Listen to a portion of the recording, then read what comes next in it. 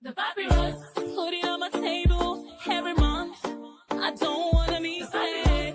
Don't even try to hide it. No, I don't wanna lose it. And you see how it is, it's so inviting. The papyrus, we're all so alive. The papyrus. Hello and welcome to the Papyrus TV News Update. The headlines: Young APC members call for Efcc to revive Matawalle corruption probe. Mohbad's father takes legal fight to court over release of prime suspects. PDP moves to reclaim seats as Kebbi senators defect to APC. Benue lawmaker says alias bad politics worsening security crisis. Utomi fires back at APC after being mocked for shadow cabinet launch. Labour Party lawmakers accuse Abure of sabotage and self-destruction. FCT area council workers to begin receiving 70,000 naira minimum wage. The news in details. The All Progressives Congress Young Leaders Alliance, APC-YLA, staged a protest at the headquarters of the Economic and Financial Crimes Commission, EFCC, in Abuja, demanding the revival of a stalled investigation into serious corruption allegations against the Minister of State for Defense, Bello Mohammed Matawalle. Speaking to journalists after submitting a protest letter to the EFCC's Director of Security, Idowu Adedeji, the group's convener, Muhammad Isa, warned that the commission risks losing public confidence if it continues to ignore mounting petitions. Matawalle, a former governor of Zamfara State, was the subject of a high-profile probe first announced in May 2023 by the EFCC's then spokesperson, Ositan Waja. At the time, the commission accused him of diverting over 70 billion naira in public funds through fake contracts and proxies. The funds, according to investigators, had been sourced as loans from an old generation bank to finance local government projects, but were instead funneled into private hands. Despite multiple petitions, including one submitted by the APC Akida Forum last May and another in September, the EFCC has remained largely silent on the matter since Matawalle's appointment into President Tinubu's cabinet. The APC-YLA insists that such silence undermines the agency's claim to neutrality and accountability, especially under a government that campaigned on an anti-corruption platform. Meanwhile, in a major turn in the ongoing investigation into the death of Nigerian singer Ilerioluwa Aloba, better known as Mohbad, the Lagos High Court in Ikeja has granted his father, Joseph Aloba, permission to challenge the legal advice that led to the release of 4 suspects, including fellow artist Naira Marley. Justice Taiwo Olatokun's ruling allows Aloba to seek a judicial review aimed at reversing decisions made by the Director of Public Prosecutions, DPP, and a Yaba Magistrate Court that cleared the suspects. Mohbad's father, represented by Senior Advocate of Nigeria, Wahab Shitu, argued that the legal advice issued by the DPP not only preempts an ongoing coroner's inquest into the singer's suspicious death, but also violates his constitutional right to a fair hearing. Aloba further contends that the suspects, Naira Marley, Abdulaziz Fashola, Sam Larry, Samson Balogun Eletu, Prime Boy, Owoduni Ibrahim, and Pere Babatunde have yet to answer to critical questions raised during the inquest proceedings. According to an 18-paragraph affidavit submitted with the suit, Aloba emphasized that the premature discharge of the suspects undermines the integrity of the coroner's court, which began sitting on September 29, 2023, and is still active. The next hearing in the judicial review case is set for June 17, 2025.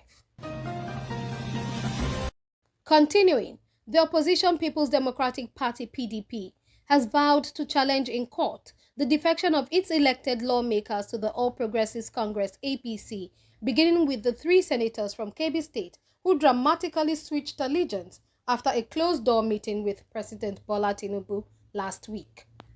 Citing Section 109, subsection 1G of the Constitution, party officials say they are initiating legal proceedings to have the lawmakers' seats declared vacant.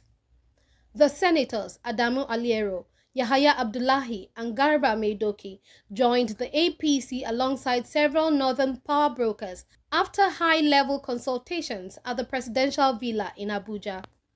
Their move, interpreted as a consolidation of Tinubu's influence in the northwest, came just days after PDP's National Working Committee met in Abuja and resolved to tackle what it termed the trading away of its mandates. APC National Chairman Abdullahi Ganduje defended the wave of defections, promising smooth integration into the party structures and dismissing fears of an emerging one-party state. A one-party state is not imposed. It emerges when people make free choices, he said, adding that political fragmentation in Nigeria has hindered governance for too long. Ganduje confirmed that the senators' defection would be formally announced on the Senate floor by Tuesday. In another development, Tese Ugbo, a member of the House of Representatives representing Kwande Ushungu in Benue State, has accused Governor Hyacinth Alia of excluding federal lawmakers from crucial security engagements, a move he says is deepening the state's insecurity. Speaking on Channels Television, Ugbo lamented that neither he nor other federal representatives had been invited to security meetings or consulted on matters affecting their constituencies. Since my election, I've never been called to the government house for anything, even though my area is badly affected by violent attacks, Ugbo said. He also revealed that despite independently seeking aid through NEMA, his efforts are sidelined when it comes to state-led interventions. He cited specific examples, including a local security committee formed in his own local government area without his involvement. That's not just administrative oversight, it's deliberate exclusion for political reasons, he said. His remarks highlight increasing tension between the state government and federal legislators amid rising insecurity in Benue. Moving on, political economist and democracy advocate Professor Pat Utomi has blasted the APC's leadership for ridiculing his recent unveiling of a shadow cabinet, accusing the party of fearing public accountability. The shadow cabinet, launched under the Big Tent Coalition, was designed as a civic platform to monitor government performance and offer alternative policy direction. However, APC spokesman Felix Morka dismissed the initiative and referred to Utomi as an intellectual drama king, a remark Utomi responded to with irony and disdain. Years ago, Felix rode in my car and urged me to do exactly what I'm doing today, Utomi said. Now, because it makes them uncomfortable, I'm suddenly a drama king? Utomi insisted that the APC's hostile reaction to civic oversight reflects deep insecurity within the ruling establishment. A confident government would see this as an opportunity to broaden discourse, not shut it down, he said. He also took aim at what he called the erosion of democratic values under the current administration, suggesting that fear of transparency has become a defining trait of leadership in Nigeria. Furthermore, 3 Labour Party members in the House of Representatives have openly denounced factional chairman Julius Abure, accusing him of sowing chaos within the party and attempting to undermine its electoral momentum. The lawmakers, Afam Ogene, Seyi Sowunmi, and Amobi Oga, issued a fiery statement in response to Abure's announcement suspending prominent party figures, including Abia State Governor Alex Oti and Senator Ireti Kingibe. The lawmakers said Abure has contributed nothing tangible to the party's growth since the 2023 elections, claiming that his leadership has only led the party into defeats in states like Kogi, Bayelsa, Ondo, and Edo. They described his suspension orders as fabricated and politically motivated, pointing out that previous attempts to remove Honorable Ogene as caucus leader also failed. Abure has cast himself as the undertaker of the Labour Party's soul, they said. But in doing so, he is preparing the grave for his own political legacy. Their statement underscores the deepening divisions within the Labour Party ahead of future elections and raises questions about its long-term viability as a national force. Conclusively, after 2 weeks of protests and deadlock, workers in 3 of the 6 area councils in the Federal Capital Territory FCT, Abaji, Gwagwalada and Amak, have finally begun receiving the new national minimum wage of 70,000 naira. The payments were confirmed by local teachers and council staff, who told reporters they had received salary alerts reflecting the new rate. One such worker in Abaji, Shuaibu Abdullahi, expressed relief at receiving the longer-awaited salary increase.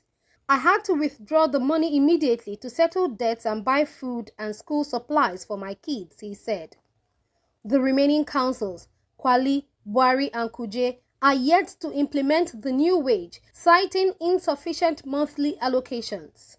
Council chairmen claim that even the 4.17 billion naira released by FCT Minister Nyesom Wike wasn't specifically for wage implementation, a claim the minister's office has disputed.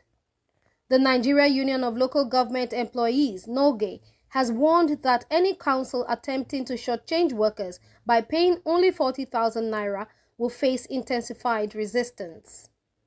The union remains firm in its demand for full compliance with the federal directive, while workers in the unpaid councils continue their industrial action. The papyrus, put it on my table every month. I don't